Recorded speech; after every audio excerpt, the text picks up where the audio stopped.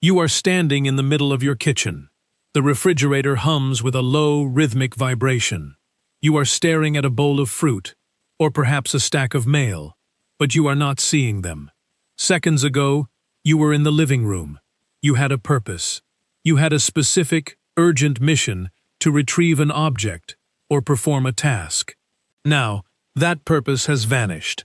It has been scrubbed clean from your conscious mind, replaced by a cold, hollow confusion. You are a high-functioning biological marvel, the apex of millions of years of evolution, yet you have been defeated by a wooden frame and a hinge. This is the doorway effect.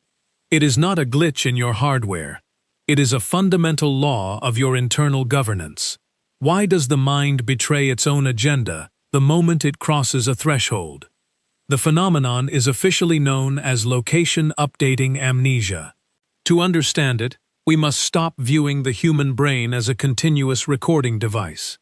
It is not a film camera capturing a single, unbroken take of your life.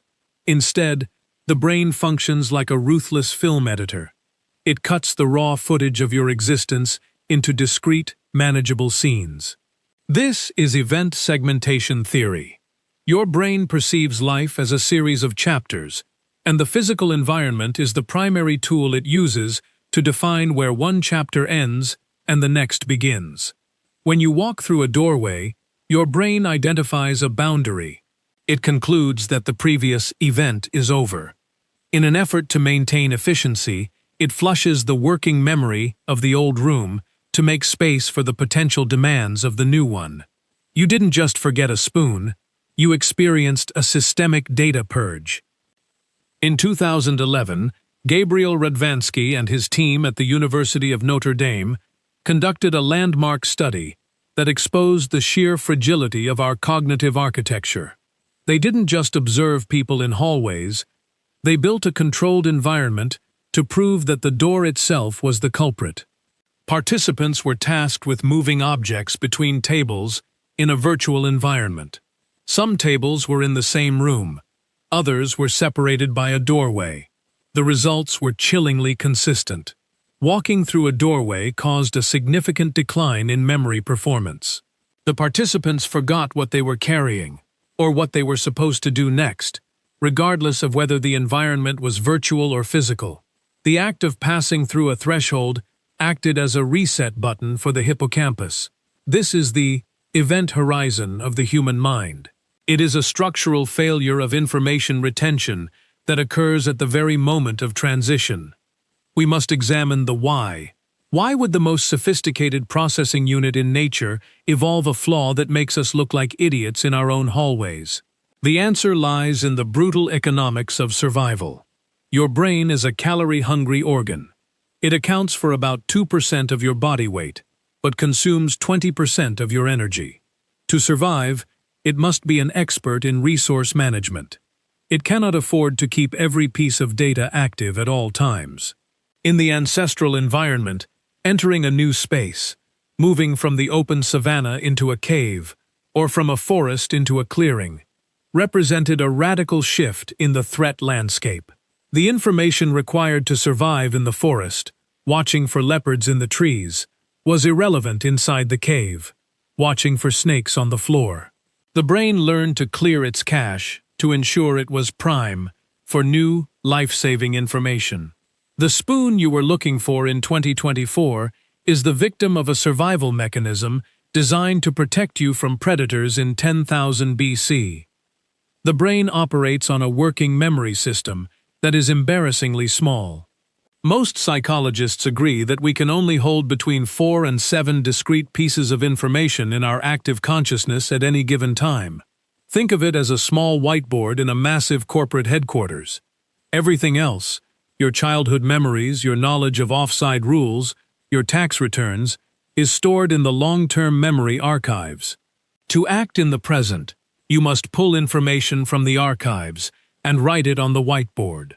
The doorway effect is what happens when the custodial staff of your brain wipes the whiteboard clean, because they see you've entered a new department. They assume the old notes are no longer relevant to the new mission. It is an institutional policy of aggressive pruning. This brings us to a deeper, more unsettling realization about how we navigate the world. If our physical environment dictates the contents of our working memory, then we are not the masters of our own thoughts. We are, instead, reactive subjects of our surroundings. The architecture of the spaces we inhabit, the hallways of power, the layout of our offices, the design of our stadiums, is actively shaping what we are capable of remembering in the moment. When a sports executive walks from the fan-filled concourse into the sterile, glass-walled luxury of a corporate boardroom, the doorway effect isn't just a quirk of psychology. It is a tool of institutional drift. The why of the fans, the history of the club, the emotional weight of the badge. These are the spoons left behind in the previous room. The new room has a new set of priorities: spreadsheets, broadcast rights, and EBITDA. This wasn't a series of isolated mistakes. It was exactly how the system was designed to work. The brain's reliance on environmental cues is so total that it creates a phenomenon known as context-dependent memory. You've experienced this when you've tried to remember a specific fact while sitting at your desk, failed, and then suddenly remembered it the moment you went back to the specific spot where you first thought of it. Divers who learn a list of words underwater are better at recalling those words when they are submerged than when they are on dry land. The environment is the anchor for the data. Without the anchor, the data drifts away. This is why, when you forget why you walked into a room, the best advice is often to go back to where you started. You are literally trying to re-trigger the environmental cues that will allow your brain to pull that specific file back onto the whiteboard. You are performing a manual override of a systemic purge. But we no longer live in a world of physical doorways alone.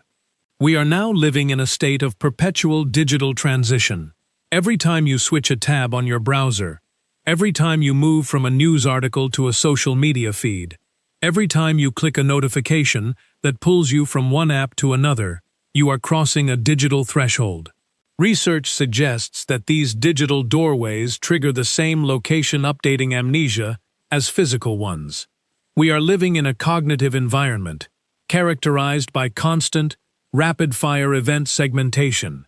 We are resetting our working memory, dozens, if not hundreds, of times an hour. This creates a state of continuous partial attention. We are perpetually entering new rooms and forgetting why we are there. This has devastating implications for how we process complex information. If the brain is constantly clearing its cache to prepare for the new environment of a different app or a different website, we lose the ability to build deep, narrative understanding. We become trapped in a series of nows, unable to connect the why of 10 minutes ago to the what of the present. In the world of sports governance and institutional power, this is a feature, not a bug. If the public's attention is a series of disconnected rooms, it becomes impossible to track the long-term flow of money or the slow erosion of standards. The doorway effect becomes a mechanism for institutional opacity. By the time we reach the room where the truth is kept, we have forgotten the question we came to ask. Consider the open office plan, a staple of modern corporate and sporting headquarters. It was sold as a way to increase collaboration, but psychological studies show it often does the opposite.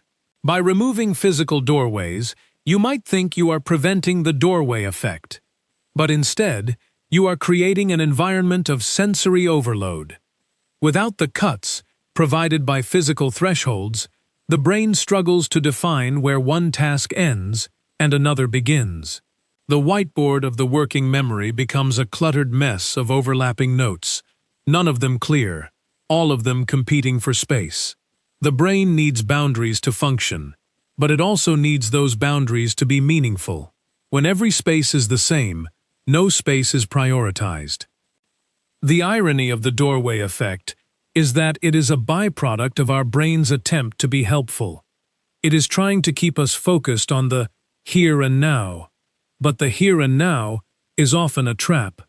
In the high-stakes world of international football or global finance, The here and now is where the distraction lives. The why, the original intent, the moral compass, the long-term strategy, is usually located in the there and then. To be a functional human being in a complex society, we must find ways to carry our spoons through the doorways.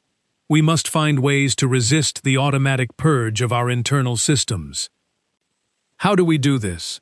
Science suggests that overlearning or intentional rehearsal can help. If you say the name of the object out loud as you walk, spoon, spoon, spoon, you are using a different part of the brain, the auditory loop, to reinforce the working memory. You are essentially screaming at the custodial staff not to wipe the whiteboard.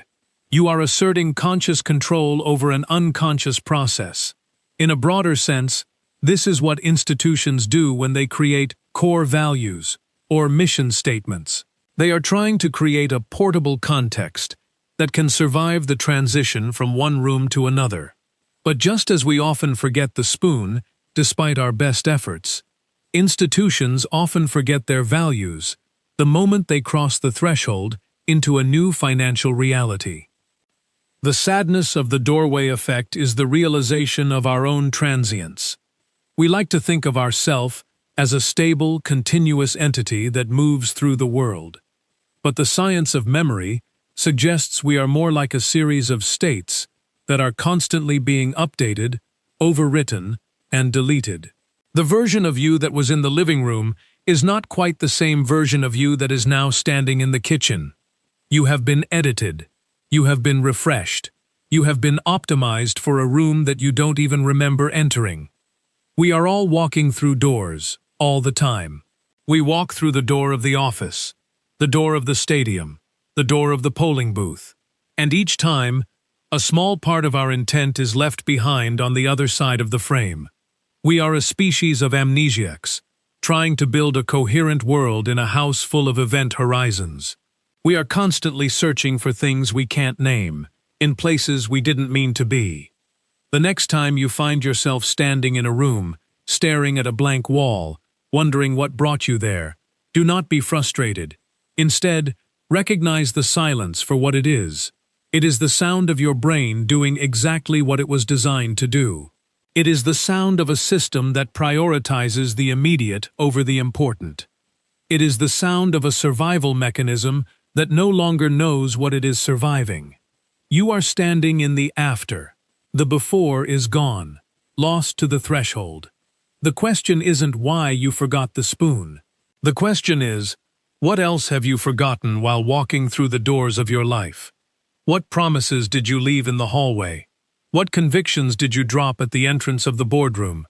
What parts of yourself were deemed irrelevant by the hippocampus of your own ambition? The room is quiet. The refrigerator continues its hum. The fruit bowl remains unbothered. You turn around and walk back through the doorway, hoping that the ghost of your intent is still waiting for you on the other side. But the hallway is empty. The memory is a shadow. You are left with nothing but the physical sensation of the threshold beneath your feet. We are the architects of our own confusion. We build the walls that divide our lives, and then we wonder why we cannot see the whole picture. We create the thresholds that erase our history, and then we wonder why we feel so lost in the present. The doorway effect is more than a psychological quirk. It is a metaphor for the human condition.